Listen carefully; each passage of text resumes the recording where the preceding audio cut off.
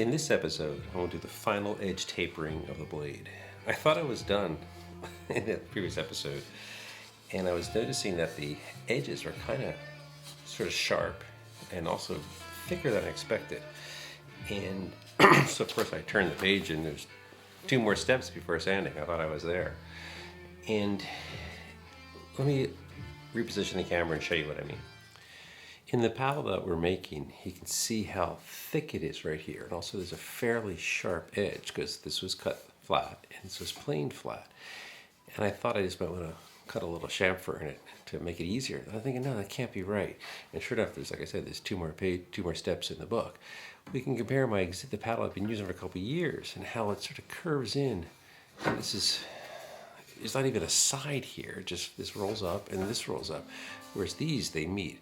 We're going to be taking that down. What Brian wants us to do, he has 3 steps, 3 possibilities: a really rugged paddle, a general purpose paddle, and a high performance paddle. I'll be making the general purpose paddle, which I'm going to be taking this down to about 3/16 wide. So I'll be about halving it. And I'll be going down here 3/8 to a 1/2 inch. So it's not much I'm removing. So I've already done one of the sides, and of course the camera wasn't running, so I get to do it again for you. Oh well, I got to do all 1, 2, 3, 4, 8 sides, so you don't need to watch all 8. What I learned last time is that it's really nice to put some pencil scratches here so you can see where you're planing away.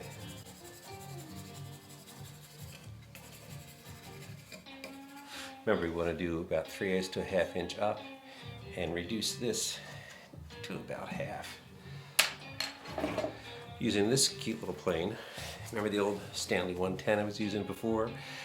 If you adjust the iron in that, you had to disassemble it and slide the iron in or out, then reassemble it. So you had no sense of precision. It's a dreadful little tool. I don't know what this is. It's made in England. There's a stamping inside that says that. There's no other maker's mark on it. It is adjustable there, which is kind of nice. You can see it's not based on the Stanley 60.5, which would have an adjustable throat. I sharpened this just the other day, and let's make it work. I'll go over on the other side first. You can see what I'm doing, but that's hard for me.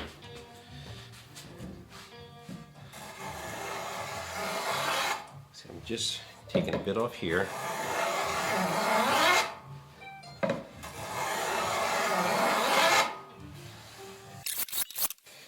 I've not gone down deep enough, so just do more.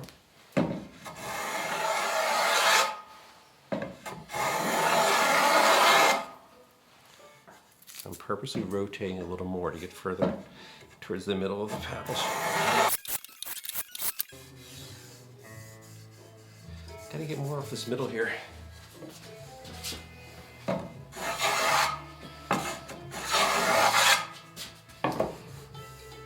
Making a nice gouge, yuck.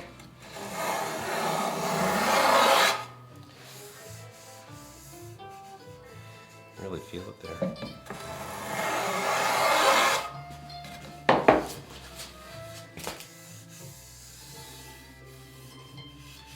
A little more down here.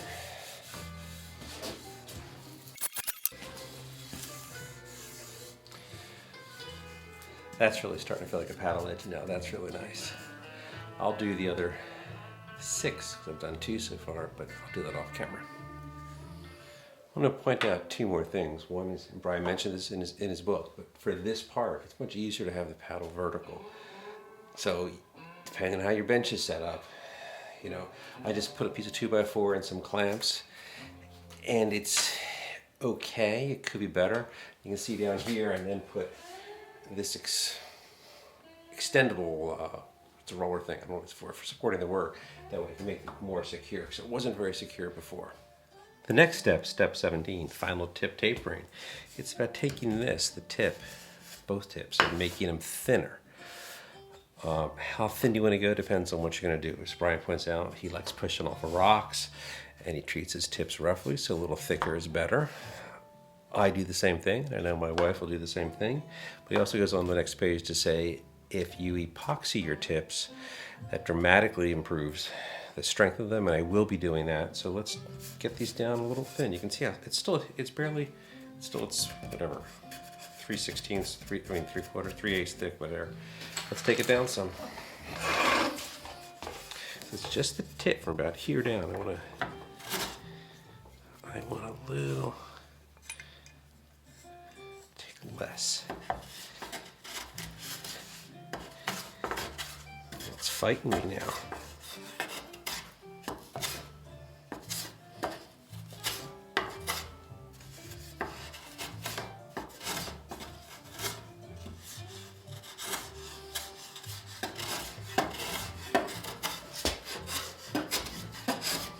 Notice I'm starting at the center and moving out and raise.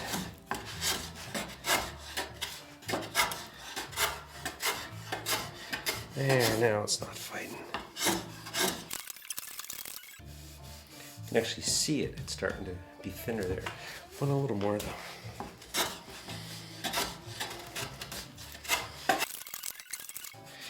This would be way easier to do if I had a nice vertically grained paddle.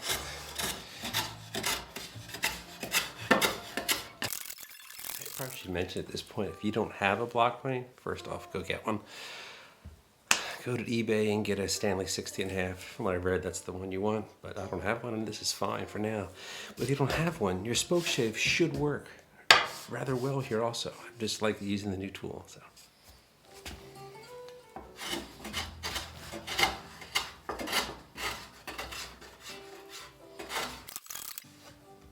Yeah, I'm going to stop here and turn it over to this side and do the same on the other sides, but no need to video it again, is there?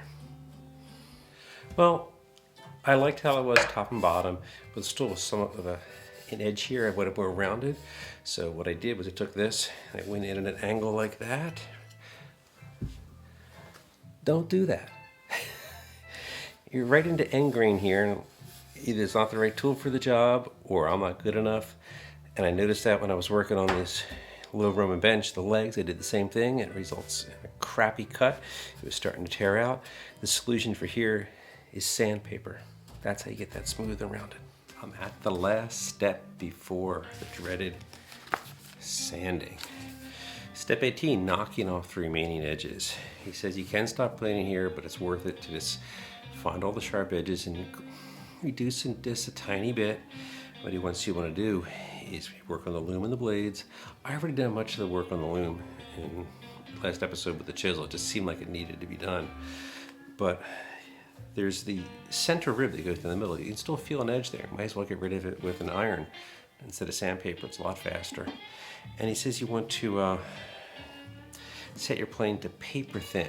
And that's why this thing rocks, like most planes that have an adjuster. I've got this set to paper thin, plus I also get to show off my low Roman bench, which has a planing stop built in. So let's set that up and I'll show you what I mean. This is just a piece of scrap that was one of the legs from this bench that didn't turn out too well. I mean, look at that, that's really gross. I didn't know the knot would be that problematic when I was cutting the tenon. This is a planing stop, so I have no clamps here. I'll just be pushing against this.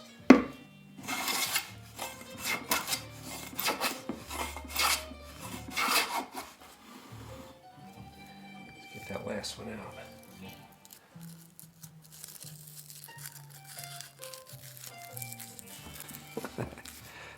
That's not focusing on it, but there it is. You can see that's the thinness you want for taking down the edges over there. Let's get over there now. So all I'm going to do is just take this center. Remember, this is still flat. You can still see the center line. I've never planed up over it.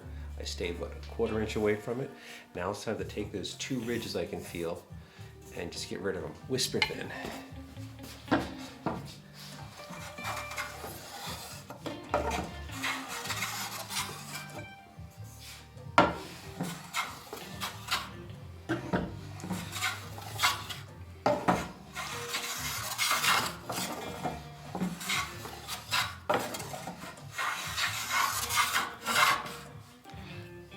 And that's it. Work by feel. You feel any edges here? I still feel an edge, so I'm going to go over on this side.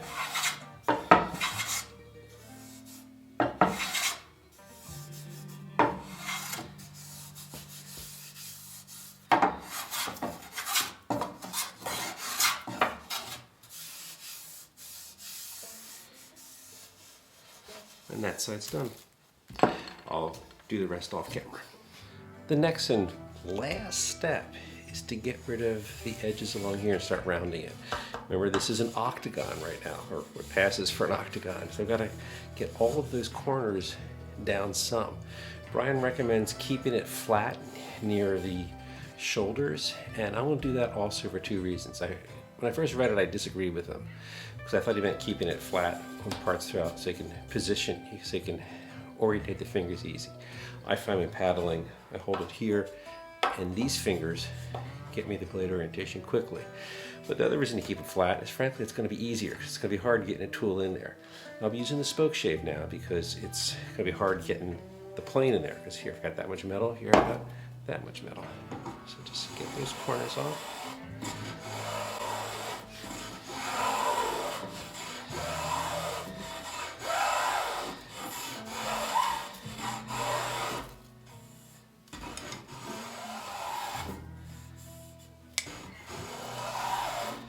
So I've got a face there and a face here.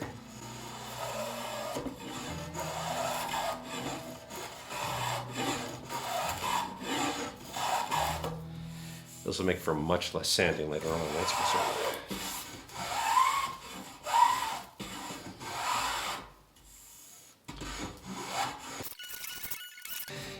If you're making your first paddle,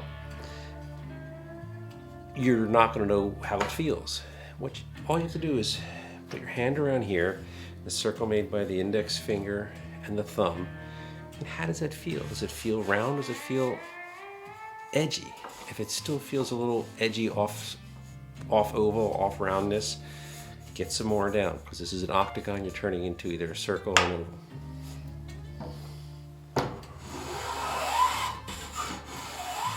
After you're done the loom, take it out of the clamps, pick it up, and hold it in both directions and see how it feels. In my case, at least on this end, it doesn't feel round enough. Down here, well, this is where I sawed too deep. I don't want to take too much off of there, but here I'm going to make it more round. And besides, this spoke shaving this has got to be the most fun part of the whole project.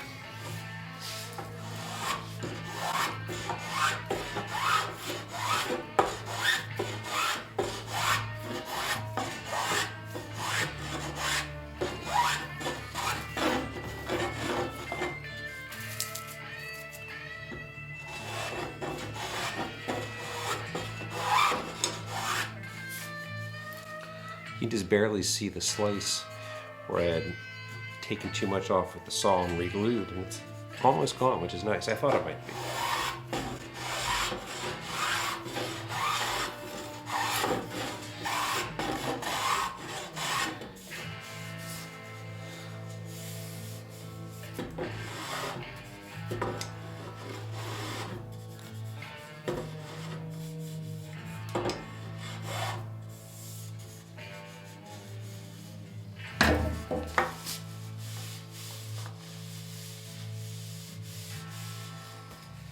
I declare it done. This is now a paddle. It's a thing of beauty. Well, yeah, you could go paddle with it right now, aside from the fact that it's 30 degrees outside. But it wants to be sanded, and it needs to be finished. And I will be putting epoxy tips on the end also. So I've got a long ways to go. See you next video.